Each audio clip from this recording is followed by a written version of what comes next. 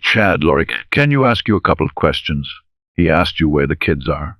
Grandparents are very worried about your kids, Laura. Everybody wants to know what happened to know. JJ, are the kids? Okay, answer the question. We loved Laurie. I'll tell you that right now. She was a good mom. She was a wonderful mom. Loving, doting, caring mom. I have a wonderful husband who is watching our two beautiful children. Laurie has 5 marriages in all. She started talking about this group that she was a part of, this religious group led by Chad Davil. Chad has written in his books that his visions pierced the veil between worlds. He claimed he was Fizzler and that I was one of my Fizzle's wife. He talks about visits from evil spirits, from demons, the end of the world. Her husband, Charles, said it got stranger. Body camera video showed 4th husband, Charles Vallow, basically telling police that he feared Laurie had lost her mind. She said, "You're not Charles. I don't know who you are, what you do with Charles, but I can murder you. Now, what's my powers?" Charles called and he said, "Laurie's gone crazy." And investigation spans multiple police departments, different states, and 5 deaths. Chad's former wife exhumed. Police end up looking on Chad's property. This is a case involving zombies, evil spirits, 2 missing children, and a grave digger life. When you imagine what a tropical island and what it would feel like, Kauai is exactly that. It's a pretty amazing place. The wedding between Laurie and Chad Javell was in Kauai. That's right. Were you invited? No, I don't think anybody was there except for the 2 of them, whoever performed the services. The photos are great, but the one thing you noticed about them is it's only the bride and groom. 7-year-old son JJ is not there. Neither is 16-year-old daughter Tylee. Not at the wedding, not in Hawaii, not staying with friends or family. Today, high cops are looking high and low, but they can't find them anywhere. And yet the wedding goes on. The story and what's happening at this wedding is incredibly dark. The urgent search for those missing Idaho siblings, officials say the kids have not been seen since September. Good morning, Tom. This is really a mysterious one. The story goes national #1 because nobody's seen these kids in weeks. What really drives this story is that the mom is completely silent, which bothers people. It's very bizarre. Why couldn't she just tell people where they are? Why keep it secret? Yeah, Lauren, can you tell me where your kids are? Would you tell me what happened to JJ? Can you tell me where Tylee is? Just to see her utter disregard for people's questions. With Laurie's silent, we reached out to her family to see if they could shed any light on her behavior or the whereabouts of her kids. They agreed to sit down with us early on in the investigation. At the time, they painted a radically different picture than the one the public was seeing. Thank you too. Well, I'm Janice Cox, and I'm Laura's mother, and I am very much appreciative of an opportunity to say what I know to be true about Laurie. She's beautiful, she's sweet, she's kind, she's generous to a fault. Laurie and Summer both took dance, and they both ended up being cheerleaders. They both loved sports. They both played on this softball team that I coached, our church softball team, for 3 years. Laurie was the picture and would never let me take her out. That was really sad. She became a hairstylist because she loves help making people look more beautiful. But the most important thing to me is the kind of mother she is, the way she dedicated herself to her children. They realized that it looks bad. But I know Laurie very well, and I know she would not harm her children or anyone's children. I know Laurie, and I know Laurie's done everything she can to protect her kids. When I first started talking to her, the first thing she said to me was, "Mom, you know me. You know I'm taking care of my kids." So the way the family describes it, they describe this as a very close-knit unit. But there is something really weird. They weren't at the wedding because they didn't even know there was a wedding. I don't think I knew that Laurie married Chad Dave Bell until I saw it on TV. To fully understand Laurie, I think it helps to go back in time to see how her past relationships may have played a role in her current situation. In the late 1980s, Laurie's a high school cheerleader in Rialto, California. She's popular, she's smart, She comes from a devout Mormon family. In 1992, she marries her high school sweetheart. He wasn't my favorite and we didn't have close relationship. She left home when she was 18, and we asked Laurie to wait a year, but they just went off and decided to do their own thing and got married, and so we didn't go to the wedding. There was soon a second marriage, and it's out of this marriage Laurie's first child, Colby, is born. We went in favor of him, even though he was Colby's father, hoping the third time is the charm. Laurie marries again, this time to Joseph Ryan. You know, they caught people's attention because they were beautiful, they were magnanimous, they were both extroverts. They were, just kind of larger than life. One reason Laurie had wanted to get married was to have another baby. So she got pregnant with Tylee right away, and she was really excited about having Tylee. It's during this time Laurie makes an appearance on the game show Wheel of Fortune. Go for Doc, Isaac, and Captain Sumi, and in that clip, Laurie described married life in glowing terms. We had a wonderful husband, Joseph at home, who is watching our two beautiful children, Colby, who's 7, and Kylie, who is 1. Yeah, what do you guys like to do for fun? Now, we like to play all kinds of sports on our 3 acres. Okay, it sounds like they have a nice life there. Congratulations. And before Ryan. Laurie does not lack for confidence. She was old enough to get up on stage in a Texas beauty pageant. She's Annie. His name is James. They married 3 years, and they had 2 children. In 2004, Laurie was recruited to do the pageant, and she worked really hard to get a perfect shape. I don't know really what prompted her to want to do the pageant, other than it gave her kind of an outlet. She thought that might help her marry. At the time, Laurie does have stage presence. She's very poised. She did everything beautifully. Who you are, what she did, Food mom is very important to me, and a good wife and a good worker, and being all those things together, it's not easy. So I'm basically a ticking time bomb. Joseph Ryan appears to have been a bit of a ticking time bomb himself. I did witness him be physically abusive toward Colby. He was physically abusive from the very get. Girl, and that Wheel of Fortune clip we saw Laurie, and becomes a lot more interesting because we're able to see how she can portray this illusion of happiness even when her marriage is falling apart. The marriage implodes under allegations that Joe Ryan abused both children. Those allegations were investigated but never substantiated. This cussy battle drags on for years. Enter Alex Cox, Laurie's brother like no other. I thought wrong. Jesus was not born in Bethlehem, and he was born in El Salvador. Alex Cox has showed his aspirations doing cartoon voiceovers as well as comedy on stage. I Haven't Got It is he in Wabbit's Wise. He will play a pivotal role in his life. Alex is a key piece to a puzzle that will take investigators months to put together. I am Alex, and I'm going to be learning towns. Tell me what your impressions of Alex were when you met him. My impressions of Alex was that he was a little off and lacked social skills, or just maybe didn't really connect with people. I think it's what did he tell you about Laurie's husband, Joseph Ryan, Tylee's dad. He had told me that there had been some allegations of abuse, and that he kind of took it upon himself to protect Tyler and Colby, and that he had attempted to take Joe's life. Alex got into it with Joe Ryan in a parking lot and assaulted Ryan with a taser in the heart. Alex wants up serving time for aggravated assault. It's another failed marriage for Laurie, answered Charles Vallow, a man who will eventually become husband number 4.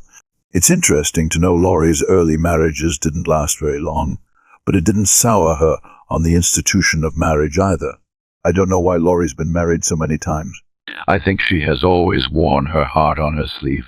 She thinks that she is trying to help people when she marries them. Can Charles make Laurie happy? Can anyone make this mother of 2 happy? It's like the old age, mama ain't happy, nobody's ally. Very in loss. Vegas Charles Vallow to me was the best of Laurie's husbands. They had been dating, and we all liked him. I felt like he was a great husband. I felt like he adored Laurie, and that he would go out of his way to make her comfortable, to make her happy. After the wedding, this couple bounces around for a little bit before finally settling in Arizona. Charles and Laurie came in, and I thought, well, those are the beautiful people. Laurie's protective brother, Alex Cox, also liked Charles, and Charles and Alex were very good friends. They laughed over everything together. Charles loved Alex, and Alex loved Charles. Charles was doing okay for himself professionally. He was a managing partner at a financial investment firm, and he was making $20,000 a month. Money was very important to him, and he was very showy. The big cars, the big trips, the big houses, that was mainly Charles. Laurie enjoyed those things, but to her that wasn't as important as just having a happy family. Have you?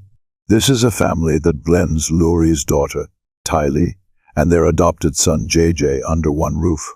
Tylee's the dearest, dearest little girl. We need someone to cud with, but you don't have significant other. Laurie no more. She has tough exterior, but she's got a marshmallow heart. How would you describe the relationship between Tylee and Laurie? Laurie was who Tylee really loved, and I think she looked up to her mom. Most everyone we speak with depict Laurie as a loving, doting, caring mom who will do anything for her kids. JJ is my biological grandson via my son, and Charles is my brother. Charles and Laurie adopted JJ, and they let us maintain the grandparents' role. We loved Laurie. I'll tell you that right now. I've told everybody she was a good mom. She was a wonderful mom. He was so fast. He was the fastest little kid I've ever seen. She was a great mom with a special needs child who she took on as her own. Yes, after they started seriously dating, she talked to him about our religion, the Church of Jesus Christ of Latter-day Saints, and she's been a member her whole life, and we all were. He ended up joining our church. What happens in this marriage is what happens in most marriages. There are good times and bad times. There are financial ups and downs. But for the better part of 14 years, the marriage really seemed to work, until it began unravel. She started talking about this new group that she was a part of. She would bring it up more and more often, and I could see that she was becoming more involved with it, and was kind of becoming more of the focal point in her life. What she had mentioned was the name of Chad Davel. He's an author. He's a believer that the end of the world as we know it is coming soon. Davel has written dozens of these post-apocalyptic, very dark books, to where he uses what he describes as fictional characters to describe real events, claiming that the future has been channeled through him, and this is the literature that Laurie was reading. So Laurie had always been a fan of Chad's books. And so that's how I first heard about Chad from Laurie. Was she would talk about this author that she was really interested in and really connected with his work. She just looked up to him, right? Kind of like fired by him. A super fan. Describe her as a super fan. Husband Charles doesn't find it so super. In fact, soon accusations are flying that Laurie and Chad are more than just friends. I know. She did tell me one time that Charles was accusing her of having an affair. She said it like this. She said, "He's accusing me of having an affair with Chad Davel, affair or not." Laurie is certainly embracing Chad's teachings, as does Laurie's brother, Alex Cox. They go on a recruiting trip to spread the word according to Chad.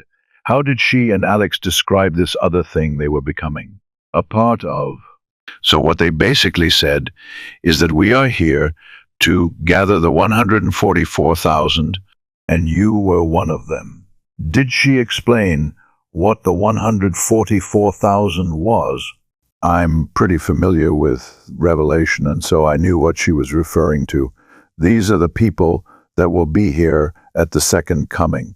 It was just too far out there for me. It wasn't something that connected with me on any level. Is it fair to say that Laurie had a fascination with death? I would say that's pretty accurate. I think even before she started to exhibit changes in her personality, that was something that was always very interesting to her. At any point when she's talking about all of this, are you thinking in your head I need to distance myself from Laurie. The first did. I did feel that way. The Vallow's marriage continues to spiral, only this time it's Laurie throwing out the accusations. So apparently, when she discovered the evidence of this alleged affair, she cancelled his return flight. He had been away on a business trip. She and another friend took his truck that was waiting at the end from the airport and hid it and took all of his clothes and just threw them away. She told you she took revenge on Charles. She did. Charles Vallow alleges his business bank account has been drained as well, and that's... When cops get called in, won't you come over here? Police body camera video shows Charles basically telling police that his wife has lost her mind. She took all the money out of her bank account today. I wonder she say yesterday, she said, "You're not Charles. The first don't know who you are, what you do with Charles, but I can murder you now with my powers." So she's speaking as a spiritual being? Is she always medications? She want the medications? She says, has she been to the doctor? She won't go to the doctor because she's a translated being, and they would find out that she's translated. She cannot be killed, she cannot die. And that's what she thinks. Yes, Laurie tells you. I believe that she is a translated being. She actually used that phrase with you. She had told me that she was a being that had lived on several worlds. Sounds like she's describing herself as a deity or godless exactly. It was very much like a self-deification, elevating herself above everybody else. So the next morning, Charles called real early in the morning, and I answered the phone, and he said, Laura's crazy. She's gone crazy. Charles gets a court order to have Rory committed for a mandatory psyche evaluation at a mental health facility, but a few hours later she's discharged. Charles is desperately trying to get the Cox family to see that something is not right with Laurie. When this situation doesn't improve, he takes his problems to an atone. I've been a divorce attorney for 30 years, but I've never had anybody that came in. That was this specific, that said, I'm afraid I'm going to be murdered, and this is who's going to do it. And here's why it's going to happen. Charles makes that same claim, and it's divorce filing, and also reports it to police. He told me that Laura told him that she was going to have him killed, that he was in the way, and that she had an angel that would dispose of his body. After that took place, and Charles was very adamant with me that he wanted to make sure that I let everybody know that if he was killed, that it was Laurie who did.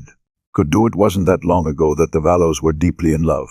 After a brief but failed attempt to reconcile, Charles now has two problems. Number one, Laurie doesn't love him anymore, and number two, neither do his brother Alex. What is the emergency? I shot my brother-in-law. The reason Charles Vallow goes to the house that day, too. His estranged wife's home is to pick up his son, JJ, to take him to school. Now, Alex Cox was there, supposedly to make sure this handoff went smoothly.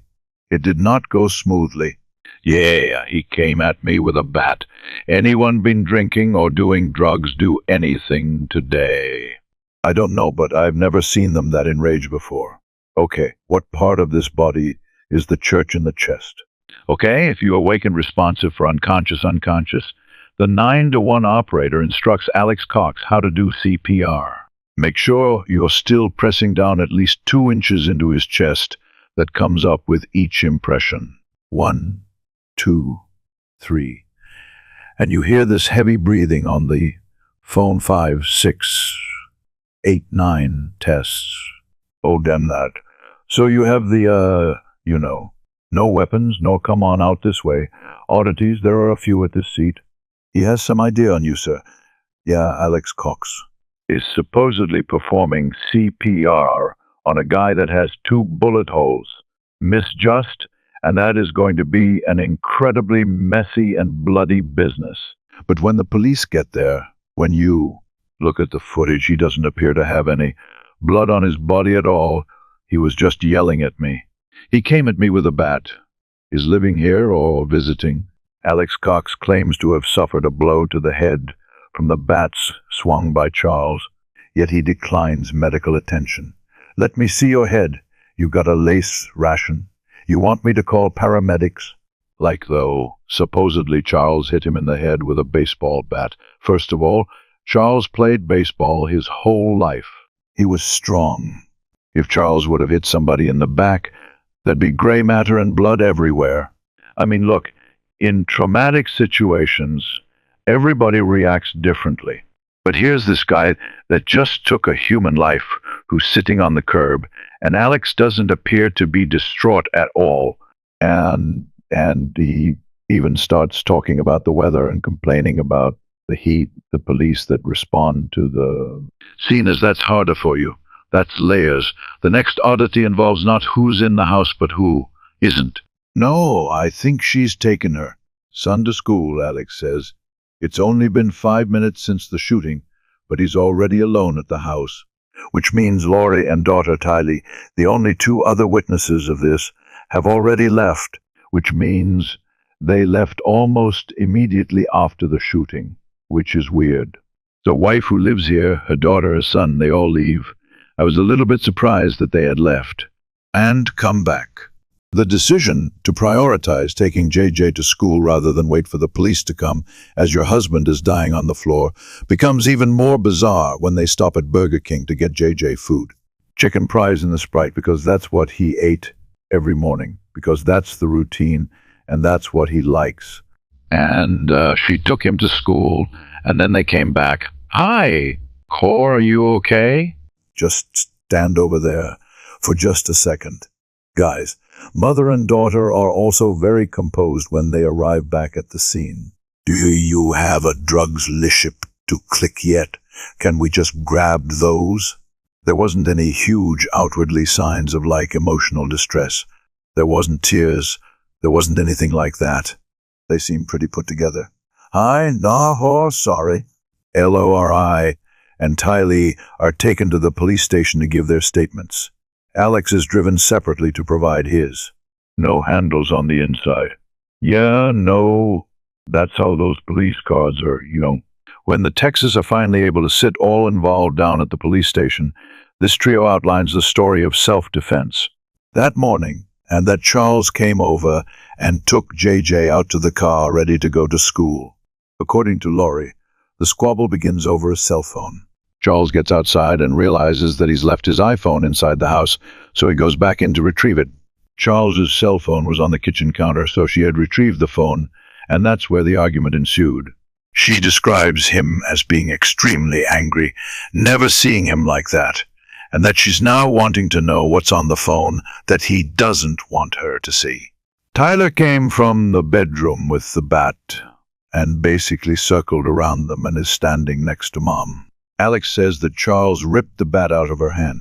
He said that he saw Charles basically go forward towards Laurie and Tylee, and that's when he grabbed him from behind, and they basically pulled him back, and they ended up on the ground.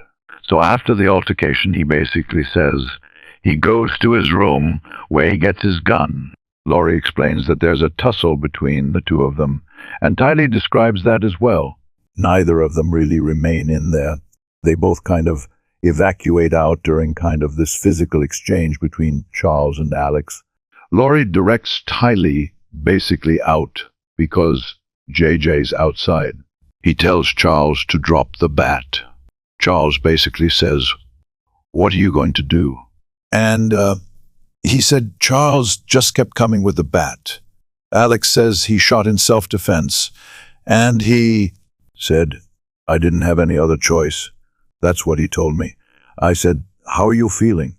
He said, "Mom, I feel terrible, but do anything to protect Laurie and Tylee."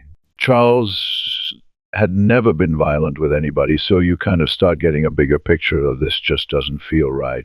Both of us have driven people home after interviews, and this would be at the top of bizarre for me. The whole car ride.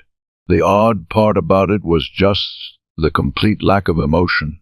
It was a very nonchalant. Laurie had a big smile on her face.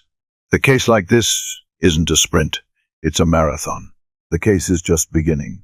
In a word, detectives find all of this odd, but odd is not a felony. Now, being weird and not making sense is going to make the investigation continue. But they better hurry, because Lori is off the Idaho to land. Husband number 5 mobile, just upgrading its network at, last name is Vallow, thought the several gunshot willing. He was able to see his own demise. You lost your brother. Yes, he and I were extremely close. We don't know what JJ saw. We don't know what Tyler saw. I am Tylee's aunt, and Joseph Ryan's sister is Tyler's advocate. I need to chase down the truth. I need to turn over every rock I can possibly find. When we were finished with the search warrant and we left, that's the last contact that we've ever had with them. Yeah, they've never called ask questions. Charles Vallow told me that he had $1 million life insurance policy on his lunch. Lori. Vallow was the beneficiary. Wipe It showed up. And when we have allegations here that Lori was directly saying that she was going to murder Charles, that's a problem. The next time I talked to Charles, he told me that he had changed the beneficiary to Kay Woodcock, his sister, because he trusted her to give the money to JJ parties. Lori didn't know that he had removed her from the policy. After the shooting of Charles, Lori did just, up and move to Idaho pretty quickly after that. We know that the landlord asked her to move out by the end of August, and now she didn't have her mule ticket, more of $1 million. And they moved to the promised land of Rexburg, Idaho, in the company of Mr. Chad Dabell. Rexburg has always been a strong, faith-built community, very trusting, where neighbors love each other. The Church of Jesus Christ, about today's saints, is very largely in this area, and Rexburg is once again one of the safest communities in Idaho. If Lori had designs on Chad, things are about to get really interesting when she moves to Rexburg because Chad is married to someone else. Facebook photo showed Chad and Tammy as a happy couple. Chad and Tammy moved here about 5 or 6 years ago with their family. In his memoir, Living on the Edge of Heaven, Chad Dabble describes being called to Rexburg. He writes, a voice said, moving to Rexburg will be a tremendous blessing on your children and your grandchildren. What I remember of them as a perfect couple. Good mom, good dad, good kids. Tammy is a real spitfire, though she had a mind of her own, and she was not one that was easily walked on. Chad Dabell and I served as missionaries for the LDS Church back in the late 80s. Chad was the most humble missionary that I ever knew well. Lori and Chad have been known to attend LDS services. Chad has also written books and lectured on his own personal beliefs, which are distinct from LDS theology. Chad was the author of these doomsday books that had a peculiar prophecy about the end of the world and how people should prepare for that. His books are all about the end of times and dying. His visions deal with dying. When Chad lived in Springville, Utah, he was a grave digger. Chad was the cemetery sexton before he resigned. A few years ago, Chad wrote his autobiography, and it gives you a glimpse of the way this guy thinks and what he believes. In his memoir, Chad Dabell writes, I don't fictionalize any of the events portrayed. My torn veil allows information to be downloaded into my brain from the other side. The scenes I am showed are real events that will happen. He was gathering people to Rexburg. They were moving there because Chad Dave Bell said, this is where you need to be. We don't yet know the full size of this group, but what we do know is that at the very least, Lori Vallow and for family relocated to this area. At first, everything in Idaho seemed to be going smoothly for Lori, Tylee, and JJJ, already making new friends, is seen playing outside on a neighbor's doorbell camera. They played every day almost until he said he was moving to his grandmother's thank you. There was 3 FaceTimes after Charles's murder, the last one being there 5 seconds. He said a couple of things, and then you could see his eyes look up, and he was looking at somebody. He's looking at something else, and he goes, I gotta go by, and then boom. It was just that fast was gone, and that's the last time we saw him, or heard from him, or heard. You were in communication with police and investigators, because you wanted to find JJ, and Tyler. In September, I believe we learned that they moved to Idaho, but I still didn't have an apartment number. She and Chad together, they just feed off of each other. They were actively preparing for the end that was inevitably coming very soon. And what was she doing, according to her, to prepare for that story? Medical supplies staring, food, water, all the things that you would need if you who weren't able to access them for whatever reason. So she planned on surviving the end of the world. Yes, because she was one of 144,000. Their mission right now is to gather the 144,000 that will be left here on Earth after the doomsday be in July 2020. Do I see him as drawing people to him? Yes. Chad's message is what draws people to him, that Jesus is coming again and that we need to prepare. I'm an author and podcaster. Chad's Abel published my first 5 books. Chad Abel did try to say that we've been married before. He claimed he was Methuselah, and that I was one of 7 of Methuselah's wives. Yeah, he named some other women. Did she ever mention that her kids were among the 104,000? She never said one way or another about the kids.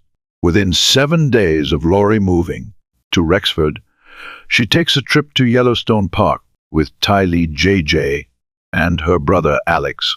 Authorities say no one ever saw Tylee again after that point. After that very last photo with Alex and JJ, when I found out about Yellowstone, what did Lori take JJ one direction and Bunkle Alex take Tylee another? I don't know. I don't know what happened. Weeks later, yet another one of Lori's family members, but has a bizarre run-in down in Arizona. 911, where's your emergency? Oh, someone just shut my window? Alex's curious connection to all this. And you've got a lot of drama, especially when police are called in to investigate a 911 call involving yet another family member. 911, where's your emergency? Someone should shout my window? Okay, someone shot at your vehicle. Yeah, and it hit my window, shuttered my driver's side window, all right, a little. Lothe, and what is your name? My name's Brandon Boudreau. Brandon Boudreau was married to Lori's niece, Melanie, when that shot rang out. Private Eye, Rich Robertson is hired to help sort out the mystery. Brandon called me and seemed to be kind of in a panic. He was obviously agitated, and he just started spewing out all the information about being the target of a shooting and just a crazy story. I wasn't sure what to make of it. Brandon told me that. As he pulled up near his house toward the driveway, he recognized the Jeep that was sitting in the street with the Texas license plates, and he thought he recognized that to be Jeep that Charles Vallow had. Charles Vallow did indeed own a Jeep Wrangler who was registered down in Texas. But dead men don't drive, so who was inside the Jeep? As he approached, he saw what he believed was Alex Cox reach out the back of that Jeep, the window where the tear had been removed, and shot at his car. Alex Cox, as in Lori's brother, a man who's already shot one, assaulted another. Could this guy be a drive-by shooter as well? It struck the frame on the window on the driver's side, just over his head. As soon as that hit his car, he just accelerated and got past the Jeep to try to get away from it. Alex just is straight up and admits to anything. He's just a man of truth. And I remember having that uncomfortable, question that I go to him with, did you take a shot at Brandon? And he said no. He joked about it. He's a comedian, and he said, Melanie, me in a recognizable car with right across the street. I'm a great shot. I didn't add up. One thing Alex was not was a liar. Alex was very honest, and Alex would always say if you called him on something or asked him if he did something, he immediately owned up to everything he did wrong. Police say there's no denying that a bullet was in fact lodged in Brandon's vehicle. But why would anyone want to kill him? In court filings, Brandon says he can think of 1,000,000 reasons. Brandon believed that if there was a motive to kill him, It would have been for $1 million life insurance policy that he had, which Melanie would have been the beneficiary. It's just not true. It's just a fight of trying to make me look bad and accuse me of things I haven't done.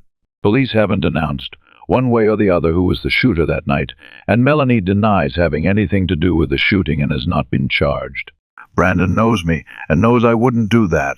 It did start out for me as a very specific kind of assignment to find two people and a vehicle, and then realized that what I was seeing was this small group of people in Arizona start moving to Idaho, and in Idaho there will be another spouse on the wrong end of a gun, and a fateful call between Lori and Chad. Are Rogers home? How do we ensure families facing food were operating with the police? If you have any information, we want both of the children back. It relates to the beliefs that Lori and the Chad hold as part of this new church called the Church of the First One. According to police, Chad and Lori had spoken to others about dark spirits, even zombies, and what seems a bizarre mission. Their mission is to rid the world of zombies. Police are in the process of re-examining everyone and everything with a connection to Chad. Our crew's here at the cemetery. We're here at 6:30 in the morning. Even exhuming Chad's dead wife, the whole country became obsessed with this case. Where were JJ and Tyler? We all wanted to talk to Chad and Lori. I ask you where the kids are. All the kids? Okay, comment. It's a simple question. Just answer the question. Looking on Chad's property, what did they find? They gritted off these areas, and they started peeling away layers. And we all know what that search will reveal. Who is responsible? One morning you're going to wake up and say, "Oh my God, what have I done?" Rexburg is a beautiful, safe place. Safe as any city built near an old volcano. Its motto is America's family community. And this is where Chad and his wife, Tammy, are raising their family. And then Lori came to town. Maybe an eruption was inevitable. Chad's wife, Tammy Davil, returns home after a long day at work, and this 49-year-old librarian is taking stuff out of the back of the car when trouble comes up from behind.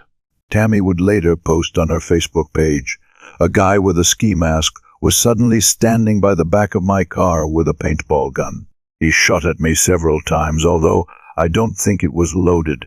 I yelled for Chad, and he ran off around the back of my house. I have no idea what his motive was, and we never spoke, even after I asked him several times what he thought he was doing." So Tammy Devil stares down the barrel of a gun and manages to survive, but just 10 days later she winds him dead. The obituary says that she passes away due to natural causes, but at the time she's actually training for a marathon. It's hard to accept her death. I don't believe it. Husband Chad declines an autopsy before Tammy is buried in Utah, and he receives a $430,000 life insurance payout. I did see Chad that morning, and he receives a $430,000 life insurance payout. I did see Chad that morning, and I don't know how he was grieving. If he was, I do know that he didn't show a lot of emotion. Honestly, I think if I were 49 years old and my wife died unexpectedly at night, I would have asked for an autopsy, just to see if there was some medical reason that might be passed on to my children or whatever. But I don't know why that wasn't done. I think that is very unusual and causes suspect. It seems like everywhere Lori is, people are either dead or missing. Kay Woodcock and her brother Charles were pretty close. They shared a lot of things, including his online passwords. I worked for him a little bit, so he gave me all that information, in a way to help jumpstart an investigation into what happened. Correct? You saw some things on a computer, yes? And what did you see? I saw emails. That email account was linked to the Amazon account.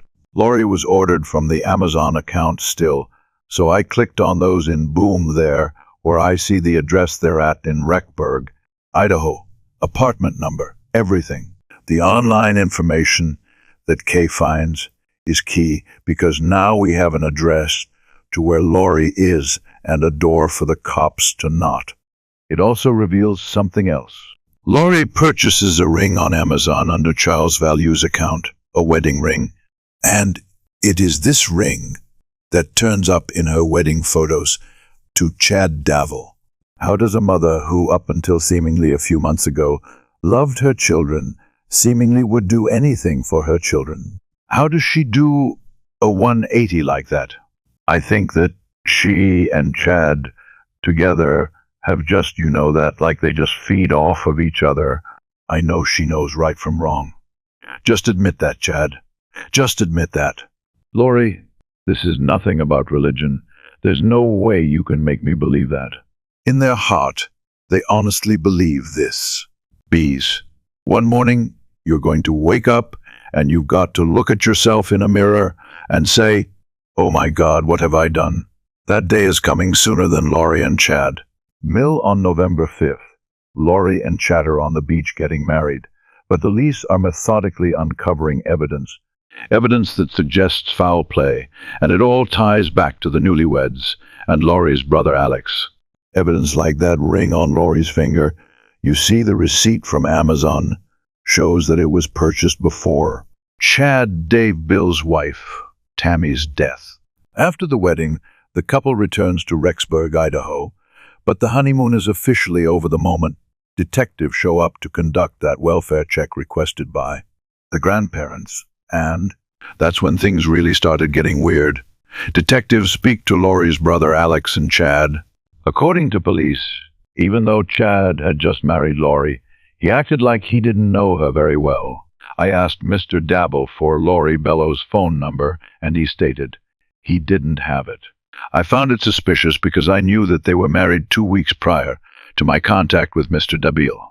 Brother Alex says JJ is fine and with grandparents in Louisiana. Of course, that is a lie. I told Mr. Cox that was unlikely because Kay was the one who originally called in the welfare chat.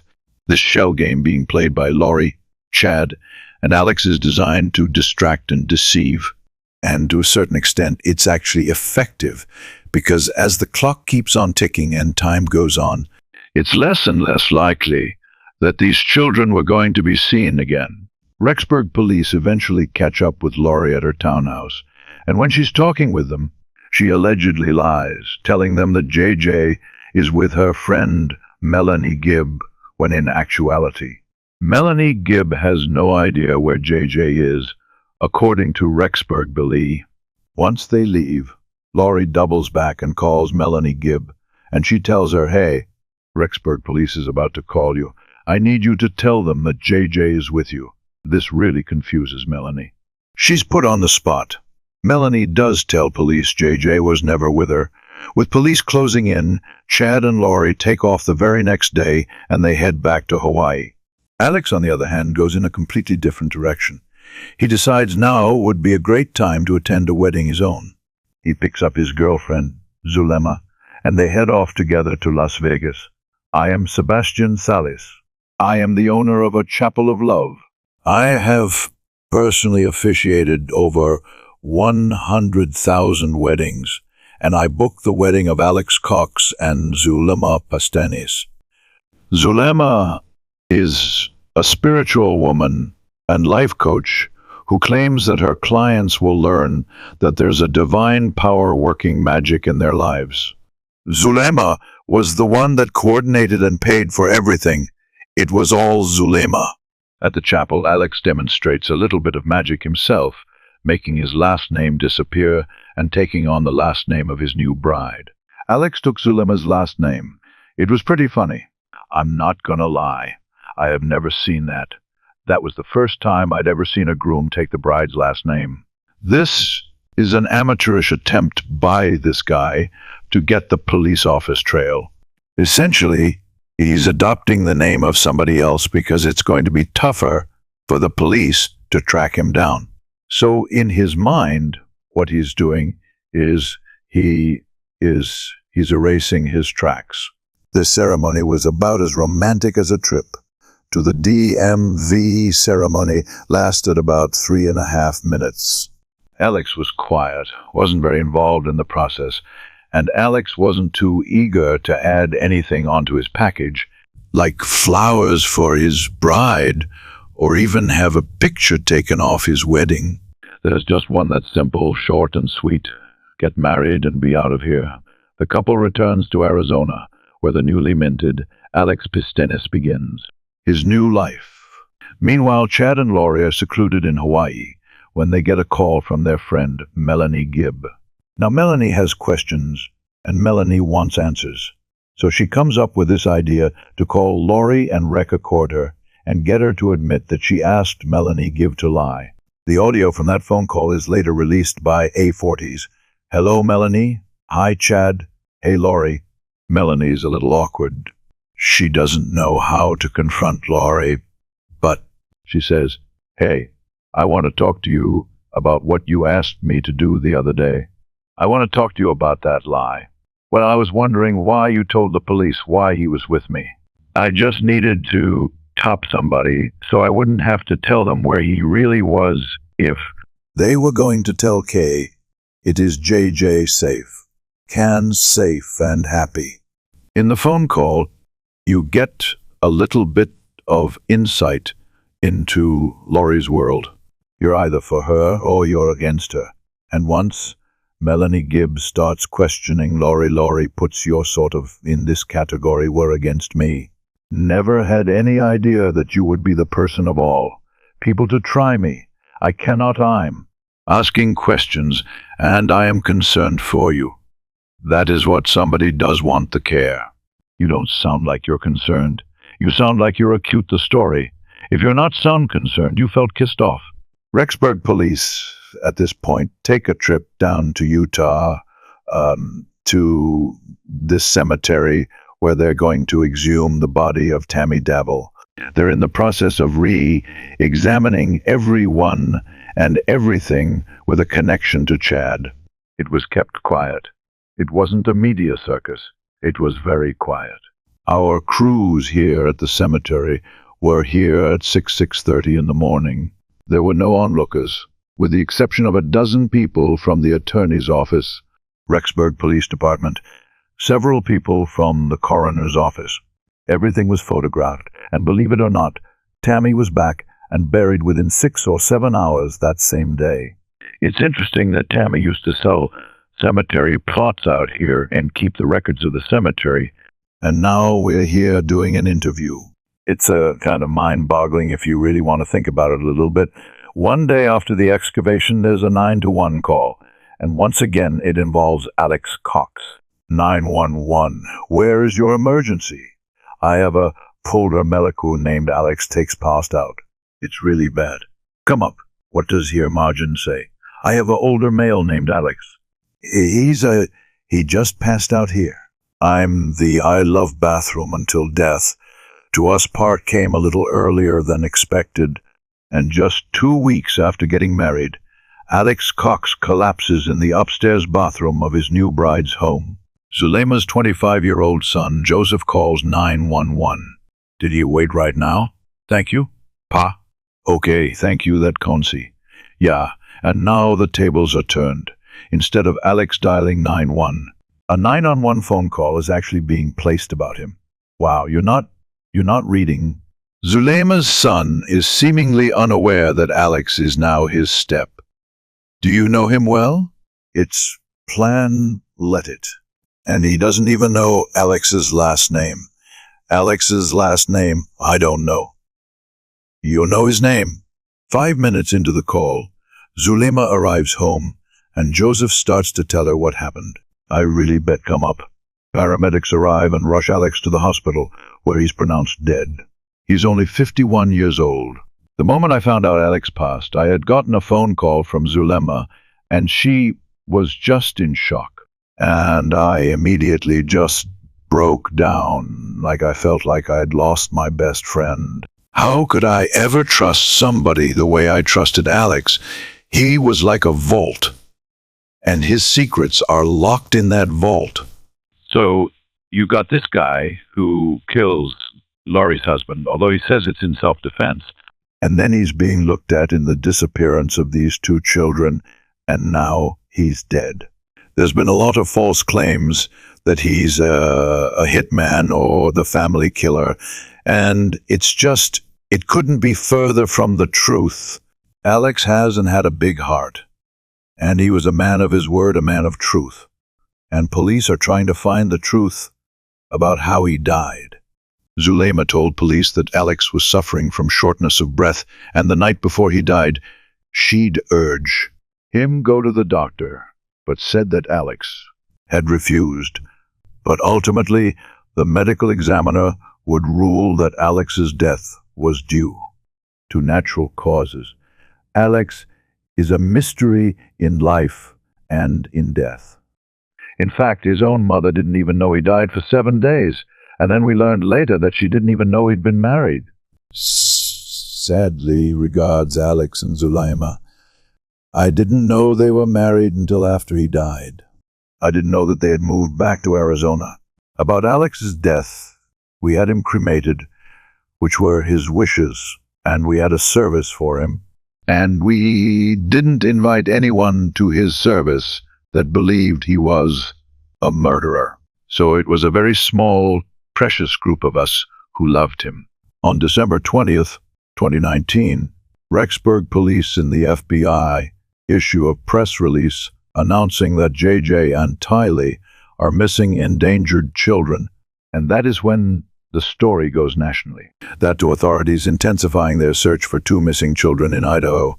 First 2 missing children, and now they and her husband are both believed to be on the run. I mean, JJ.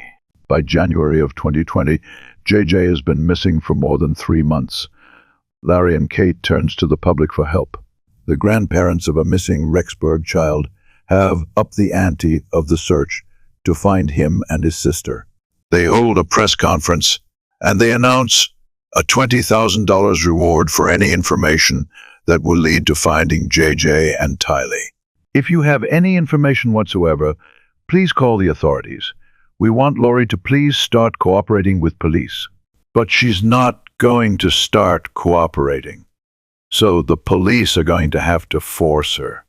The new developments involving missing siblings from Idaho, their mother but not the children, has been found by authorities in Hawaii. On January 25th, Chad and Laurier are located in Hawaii by police, and Lori is served with the court order of telling her she's got to produce JJ and Tylee within 5 days. That moment was caught by police body camera. The deadline comes and goes without a peep from Lori, and they gave that mother until tonight to reveal her children's whereabouts.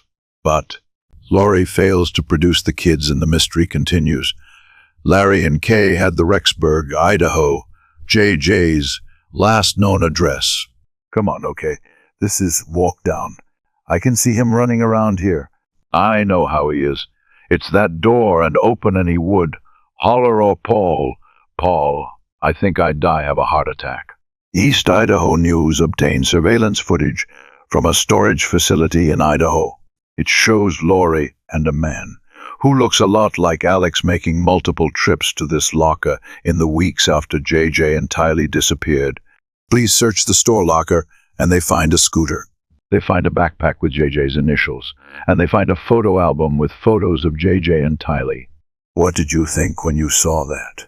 It was like somebody reached into my heart and stumped on it. It was like a kick in the gut. Jim, Lori, can you tell me where your kids are? Lori and Chad go on with their lives. Our producers spotted them on their way to church services. Would you tell me what happened to JJ? You know, the grandparents are very worried. The couple doesn't seem too concerned about the outrage, that they're enjoying life in paradise while Lori's kids are missing. Lori, tell us where your kids are. Everybody wants to know. It's been 5 months since JJ was last seen, and now final Lori is arrested. So why police say they have arrested Lori Vallow on an Idaho warrant? Lori Vallow was taken into custody without any incident by detectives of the Quiet Police Department. Lori's charged with 2 felony accounts of desertion and non-support of dependent children, and she is held on $5 million bond. My name is Marcus Warm with ABC News. A few days later, after Lori's arrest, ABC News correspondent Marcus Moore tracked Chad down. My initial goal was just to introduce myself and to convey that I have no preconceived notions. Is there anything that you would like to say to people at all who are, number one, concerned about the kids, are concerned about you and your wife? Anything at all you want to say to them? This is very appropriating support breeds tatoid or the legal process to or true. And can you tell me, Mr. Daybell, are the kids? Are the kids? Okay? Comment. Okay? I will never forget just how nice and approachable and seemingly disarming Chad seemed in that moment. Lori leaves White in handcuffs. She's extradited back to Idaho, where she and Chad reunite in a packed courtroom. All right, Chad has not yet been charged with any crime, but it is only a matter of time before he will join his beloved behind bars. Police will tell you that when Alex Cox died, a lot of secrets died with him except one, and it's been hiding all along on his phone. We've been covering this story for so long, and throughout every iteration, the question always remained the same. Where are the kids? I think for the public, they wondered why we're Laura and Chad allowed to walk free for so long. And now we finally understand why investigators needed time. When you look at the affidavit, you see how much work they put into this to try to piece it all together. Is that standard, to let people go about their business while the investigation's underway, even if they think murders took place? Yes, and mainly they let that happen because they'll make mistakes. Typically along the way, they'll make phone calls, they'll go bury something, they'll get rid of a piece of evidence. Investigators were able to put together a timeline of sorts. So give us a sense of what law enforcement now believes happened. So what happened is that local law enforcement got the FBI involved, and rightly so, they bring a lot of support to a case. And there is a team of our unit in the FBI called the Cellular Analysis Survey Team. Now what that is that they are very good at precisely marking where your phone has popped up. And it's actually so good that they can put it roughly about 20 feet from where you are. So it's really cool stuff. And so that cell phone location allows for police to really put the pieces of the puzzle together. You can place Alex in Laurie's apartment at wee hours in the morning, and then the next thing, you know. A few hours later, Alex's phone pings behind Chad's house. It allows investigators to understand where that phone was traveling, and then extrapolate from there. Now you can't say, this was Alex the entire time with this phone. You don't know that for certain, but when you start adding it up, you say, this is his phone going from place to place. Then the phone goes back to his apartment, and for investigate leads in others to say, who else could have done this? You don't know for sure, but you are sort of making that extrapolation tightly. The last she's seen is on September 8th. She disappears. Alex goes over to the apartment early morning hours of September 9th. This evidence is fascinating because the only time that Alex's phone is at any period in time in Laurie's apartment between the hours of midnight and 6 a.m. Then at about 9:30, the phone pings from Chad's property towards the East End. Then there were the text messages from Chad Daybell at around this same time, correct, right? According to the affidavit. A short time perhaps after Alex had left the property, Chad. Then Texas wife Tammy Daybell said, hey, there's something interesting going on back by the pet cemetery. There was a raccoon and I had ended up shooting it, and then I buried it in the pet cemetery. He also mentions burning some stuff in the fire pit. I think he made an excuse that it was going to get wet or whatever, and he wanted to get rid of it. Was there ever a raccoon discovered buried on Chad Daybell's property? No, let's talk about Laurie.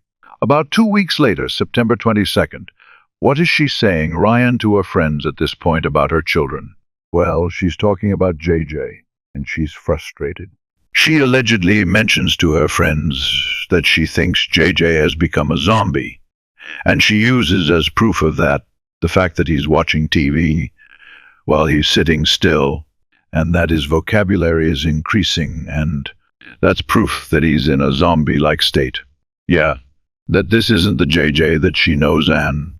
Investigators say that this isn't the only time she's mentioned zombies and her children.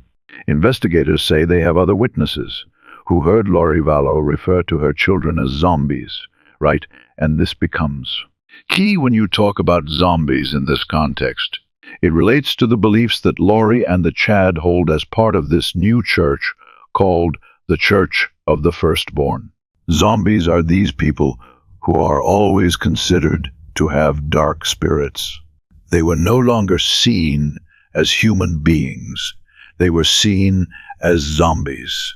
And so what that does is it changed the ball up in her mind, expressing to other people that these kids are now bad, and that who they were, who Tightly was, who JJ was, are not anymore.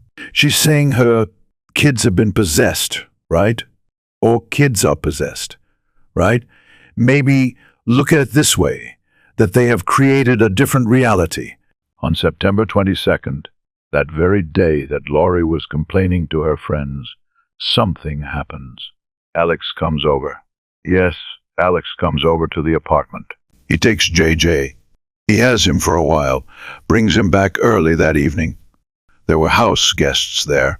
And so the next day, the house guests get up and there's no JJ there. So they say to Lori, "Hey, where's JJ?" And Lori allegedly tells the house guests that JJ was acting up. So Alex came back over and took him back in the middle of the night. And then JJ has never seen again. And in this particular story, investigators were able to use Alex's phone again to retrace where he actually went during that period of time. Alex is only seen from his phone in the month of September as being on Chad Dabble's property 4 times.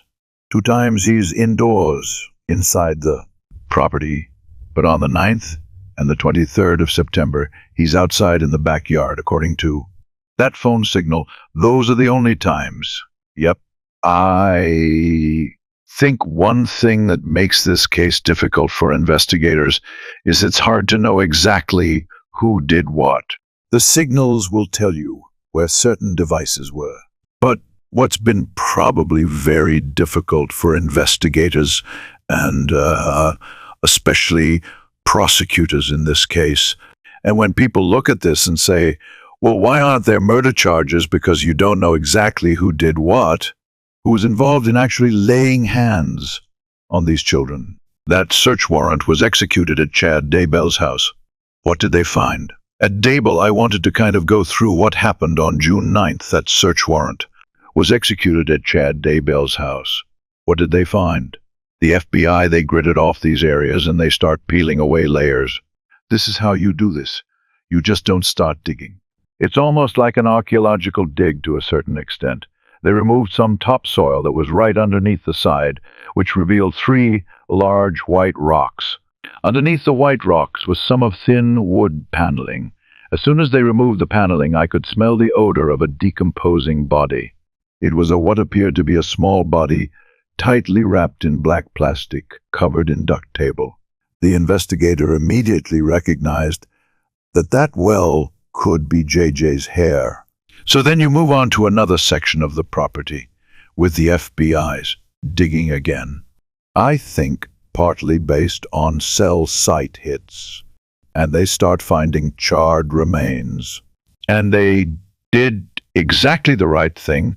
And the FBI would typically do, they bring a forensic anthropologist with them to the scene. There was a melted green bucket.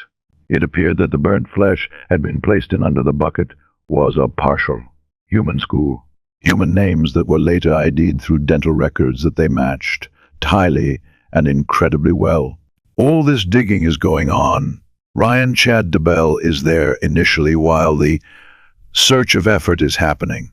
He's actually there watching it in real time on the driveway in his car. And according to police reports, he's just sort of there continuously the whole time, watching it happen.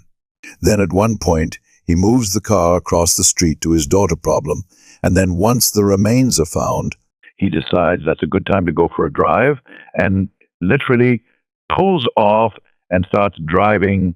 Obviously, police think otherwise, and they pull him over and arrest him. but when you think about that, this is all happening in real time, and he is sitting there watching it happen and then leaves as the remains are found. You have to think. Those investigators were like, well, 2 and 2 equals 4 here. I don't think he has any emotional connection at all what they were doing in the backyard. I think he's thinking, I'm in trouble. I got to get out of here. I got to run. I got to do something. I feel remorse. I feel emotion. Nothing. Yeah, but antisocial personalities don't think through all that because they don't have any guilt.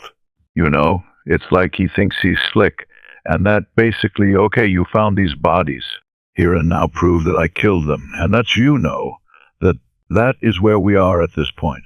How sure were they at that point that when they went digging they were going to find those children? I think they thought they were on the money. And another reason is I think they had totally exhausted that these kids were someplace else. They clearly were not with the grandparents of Louisiana. They clearly were not with friends in Arizona or another location in Idaho, and that this just made the most sense because, just let's face it, Chad and Lori both have basically tried to snow the police. Deny. And then come up with all these, in my view, ridiculous stories like Typee. Is it BYU, Idaho? I mean, you can check that in 5 minutes, sure, from law enforcement. It shows you sort of the unsophistication, that perhaps arrogance on their part, that they think they could pull this off. I'm curious because you talk about Chad and his antisocial behavior. That's one person. Now you have Lorii capable of being a part of this, and Alex as well. How unusual is it that you would have 3 people capable of doing something that is unthinkable to almost every human being?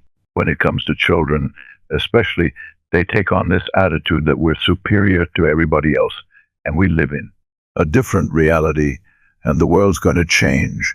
I mean, if they think the world's going to end and there's going to be a second coming, and they're going to be the king and queen of England after the rest of us disappear, it's such a bizarre and such a high-risk thing to do. Do you see murder charges coming? I'm surprised they haven't come, but I think the juries are going to look at these 2 and say, you 2 are the zombies, not these kids. The only issue I have with that is prosecutors bring cases that they think in good faith that they can prove. So even if everything looks like a murder charge, they're not going to bring it unless they think they can prove it. The biggest mystery in this case is who did if. You believe that one of these 3 people killed these children. Who killed which child? How did they actually do it? So if you have Chad Lori right there, will you be able to prove to the jury that Chad definitively killed Tylee? Not Lori, not Alex. Did Chad do it, or did Lori do it? Or did Alex do it? That, I think, could set up some problems with the prosecutors. So while I think there could be murder charges in the future, I wonder if they're looking for something more right now to try to figure out, how can I pin this on that person based on the evidence I have? If you lay out all of this behavior we've talked about today, I will tell you, working homicide cases for 30 years, it's pretty dark, compelling. So what's Lori doing as investigators are digging up Chad's backyard? She's picking up the phone. It was a year ago this month when ABC News went to Idaho with JJ's grandparents, Larry and Kay Pull, up in front of Chad's house. You see all this open space. What if JJ's right over there? And that actually turned out to be a premonition. Larry was right. That was almost exactly where his grandson's body would be found almost 4 months later. So as the police and the FBI are digging up Chad's property, guess who calls Chad from jail? It's Lori. Well, this is a fascinating phone call to listen to. It's just this bizarre disconnect between this flighty conversation and the worst scene that could possibly happen outside. And That search would ultimately reveal the bodies of JJ and Tylee. They found Tilly in parts she had been burned, and then they find JJ. He's wrapped in duct tape, and he's bound from one elbow to the other. they're talking between the lines. They know they're being recorded. They're trying to communicate with each other. Again, they said she glad to come. Let's see. Let's think about what Chad said. This odd choice of words. We'll see what transpires. Is that how someone would react if they had nothing to hide? The FBI and the police show up at your house, and they're digging holes in your backyard. And somebody called you, like, are you saying things like the police are here searching my land? I can't believe they're here. Why are they here? What are they doing here? You hear Lori. Her only concern is Chad. She asks him if you want her to pray. She wants to know what she can do to help him. He tells her to call her lawyer. You should. I tried to call you, reader. I don't know. You can try. Yeah, I can. Okay. I love you. Talk, shoot. You. That may have been the couple's last phone call. Moments later, Shout is arrested. After JJ and Tylee's bodies were identified, Lori's sister released this statement. We have prayed for the truth to come to light, but we never thought it would look like this. Tylee and JJ are completely irreplaceable in our family. There are no words that can capture this loss. Words are just inadequate. Our family will never ever be the same. Chad prophesied that the world was going to end in July of 2020. You have to wonder how Lori feels now that Chad's prediction didn't come true. The desertion charges against Leri were dropped once the children's bodies were found, but she is still facing other charges. As of this moment, no murder charges have been filed against either Lori or Chad. At the end of the day, you want justice. They seem like they would brighten the world. You know when you look at their pictures. Just for their sake, you hope and pray for justice in this castle. We should note that Lori and Chad DeBell are now scheduled to face a jury in July. 2 felony charges allege that they worked to destroy and conceal evidence. Both have pleaded not guilty, and Lori DeBell also pled not guilty to contempt of court charges for not producing her children or revealing where they were. And that is the heart of this story, those 2 children, JJ and Tylee. And I know you're going to stay on the same meme, and that is 2020 for tonight from all of us here at ABC News. Thanks for watching. I'm David Muir, and I'm Amy Robach. Have a good